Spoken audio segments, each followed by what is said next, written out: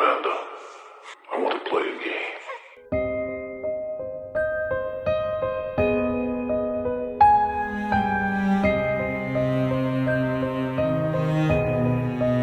Hey horror freaks, welcome back to my channel. My name is Amanda. As you can see from the title, today's video is going to be my full review with spoilers of Alien Romulus. This is the 7th installment on the Alien franchise and is set between Alien from 1979 and Aliens from 1986. Now, as always, all my reviews are with spoilers. If you don't want them just to see if this was worth it or not, in the description box down below, they're going to find my spoiler-free review because I like to give you guys two options. Giving that quick disclaimer, let's get into the video. Directed by Fede Álvarez, the film follows while scavenging the deep ends of a derelict space station, a group of young space colonizers come face to face with the most terrifying life form in the universe. The film has a duration of 1 hour and 59 minutes, and to give a brief summary of the story, the film is set 20 years later after the events of Alien from 1979. On the prelude, we see an object that is floating in space that comes from the drifting wreckage of the Nostromo. If you have watched Alien, you know what happened at the end, and you probably know what is inside of this thing. The object is retrieved and is opened on an undisclosed facility, and while the content is hidden, we see that this has the shape of a coral xenomorph. After this, the title appears and we have the introduction of the characters. We see their living situation and why they are going to end on space with the xenomorph. They localize a derelict spacecraft that most likely has cryonic stasis chambers, and they want to use them because they want to escape the planet that they're in to go to another planet, but that takes 9 years, so they want to use the chambers in order to do the trip. So that's why they end up in the spacecraft. The spacecraft is divided in one side that is called Romulus and the other side that is called Remus. When they go inside, they see the chambers, but they realize that they need more fuel in order to do the trip. When they localize the fuel and they're about to retrieve it, that part of the group gets themselves locked with spider-like creatures that we know very well what they are. So the other part of the group has to get inside of the spacecraft in order to save them. They're able to, but unluckily for them, they have set free what soon will be turned into xenomorphs. If you have watched the previous films, you know how these things work. So unfortunately for one of the members of this crew, she gets the thing in her face and implants the seed. So we have that scene of the alien coming out of the chest. Is not as intense, I would say. It's grotesque, but it's not like it fully explodes, but we see it. So we have that scene here. And after that first encounter with the creatures, when they were looking for the fuel, it's pure action. We're going to be seeing them fighting. The alien is hunting them on the spacecraft. One by one, they're going to be dying. We know that this type of films, these characters, they don't usually survive. I was actually expecting for have no survivors, but the protagonist does survive. And the film has a semi-happy ending conclusion with the protagonist. She is sadly alone because she loses all of her friends on this journey. She puts herself into one of the stasis chambers, and her friend, we will never know if he's going to make it out. He was severely injured, so we hope that her plan works. And she gives one last message that she doesn't know if she's going to be making it, if she's going to encounter something else on her journey, but she gets herself into the capsule and she leaves. And that is how the film ends. And as you can see, this is a very simple story and is very easy to follow. I'm gearing into the review. The first thing that I want to say is, do you need to watch all the previous Aliens films before watching this? I would say no. If you want to, go and do it. But if you don't want to watch all the previous films in the chronological order, just watch Alien from 1979 if you haven't yet. If you haven't, you should. In my opinion, it's one of the best horror movies that have ever existed. So good. And after watching this, if you want to continue with the franchise, of course, go and do it. But if you were asking yourself, how many films do I need to watch before watching this? I would say just watch Alien, like I said, if you want to. If you want to watch all the other ones, then go and do it. But this is set between Alien and the sequel, aliens. So it's right there in the middle, similar to Saw 10 being set between Saw and Saw 2. Now, if you have read comments or reviews, you probably have seen a lot of people talking about the fan service and that this film had a lot of it. Yes, it does. It does has fan service, but at least for me, it wasn't surprising. It was kind of expected, at least for me, because we're talking about a film that is supposed to come after the original. And I was expecting that one way or another, they needed to make mention, some type of connection. And they do several times. But at least for me, it wasn't an issue. We even have the return of a character from the original film. I was kind of surprised to see it once again here. And we even see that alien that we saw on the first film. But I didn't really mind. It didn't change my experience with the film. It didn't bother me. It didn't make me enjoy it less. So does the film has fan service? Yes. Is going to be an issue. I think that is going to be a very personal situation because at least for me, it didn't bother me. When it comes to the story, like I said, it's pretty simple and easy to follow. If you haven't never watched an alien film and you go and watch this, you're not going to get lost because the film gives you enough context for you to understand what is happening, what has happened before. But you're not going to be able to grasp those Easter eggs and those fan service moments because you haven't watched the previous films. So you're not going to see it, but it's not going to hurt the experience. So if someone ends up in the movie theater watching an alien film for the first time and this is their introduction, they're going to be just fine. When it comes to the atmosphere, I think that they nailed it to perfection. I really liked the fact that Fede Álvarez, he respected what Ridley Scott did with Alien and he continued using practical effects, the costumes, all the sets. The CGI is minimum. Is science fiction. One way or another, we're going to have a little bit of CGI, but it's minimal. The sets, they look amazing. And like I said, they nail the atmosphere to perfection. From the moment that the film starts, you know that it's an alien film.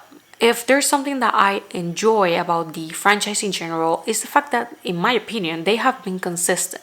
Because I'm gonna give us as example Star Wars. When you watch Episode 4, 5, and 6 are the first episodes that ever came out. We have a certain atmosphere and there's a certain way that things look and feel.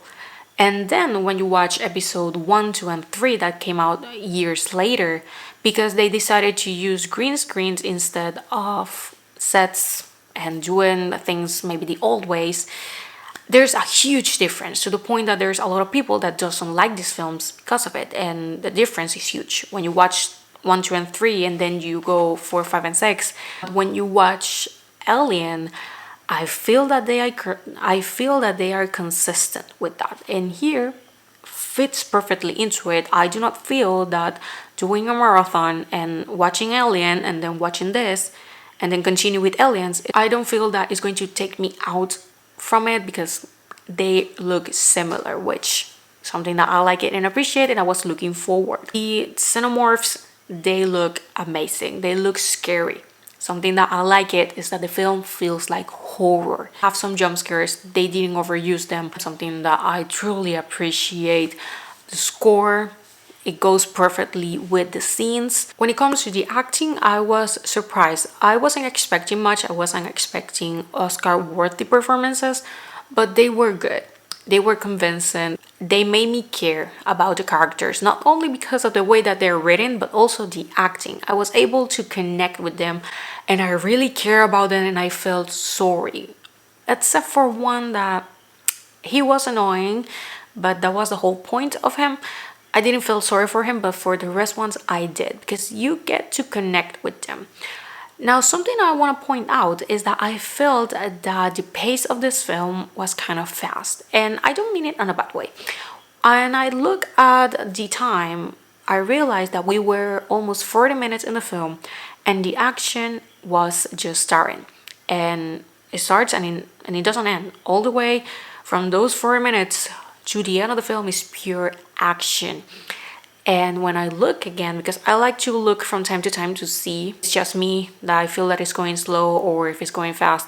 And when I look again, I realize that we only have like 30 minutes left. I was like, all of that has happened already. So I felt that was fast paced, but I don't mean it on a bad way. And when you do a compare with Alien, that is can be considered a slow burn, and there's even people that doesn't like it because of it, I felt that change, but I don't really mind. Being completely honest, I do not mind. So that's just a detail in case that you were thinking that this one is going to have a similar pace to Alien. No. Being honest, I do not have a complaint about this film. I enjoyed it. I had a good time. I liked the characters, liked the sets, liked the score, liked the practical effects, the design of the aliens, creepy as hell, nailed it. So for me, this one is not perfect because definitely is not, but I did have a pretty good time. It's the type of film that I would rewatch, and it's also a good comeback for the Alien franchise. There is a series that is been in development for a while. I don't know if it's ever going to come out from Hulu because this movie was supposed to come out on Hulu, similar to Prey, that it was the return of Predator. And it's a film that I felt that it deserved to be released in theaters. If you have not watched it yet, you definitely have to. It's good.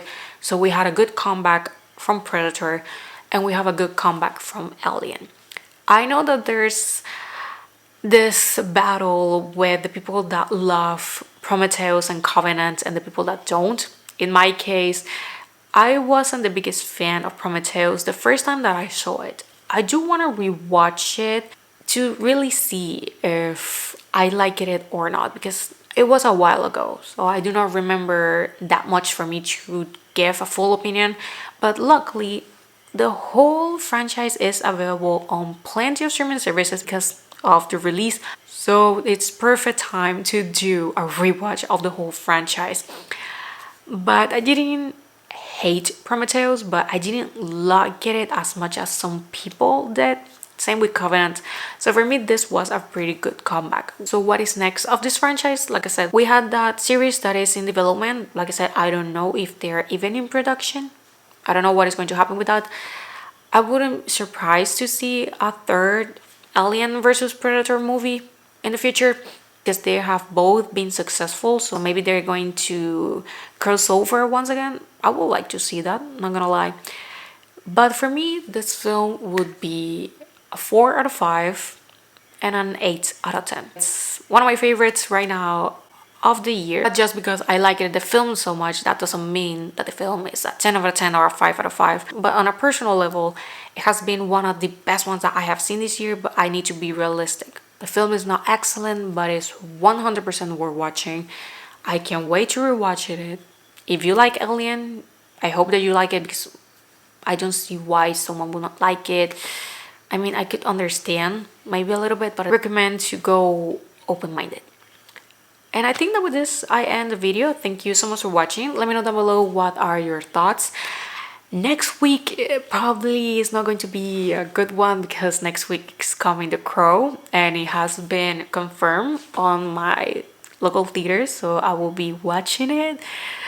I'm not gonna lie, I'm a little bit scared of that because every single time that I watch the trailer, the only thing that I can remember is the people's reaction, the amount of comments that I got for that video. So I'm a little bit scared because I just know that it's going to be wild. So I'm not gonna lie, I'm a little bit scared, but I'm going to be watching it. So I will let you guys know my opinion, of course, next week. But in the meantime, you can go to theaters to watch Alien Romulus. And if this is your way to get yourself into this franchise, then welcome, because it's a very good franchise. So if I had a coin for every single time that Fede Álvarez has done a good movie on a well-established horror film franchise, I will have 2, which is not much, but I'm surprised that it happened twice because he already did a fantastic job with Evil Dead, the remake, and now he has done it once again with Alien Romulus. And before I leave, a detail that I like it, I don't know if they made it on purpose, but on the prelude, the film starts silent. And it reminded me to the tagline that on space, no one can hear you scream.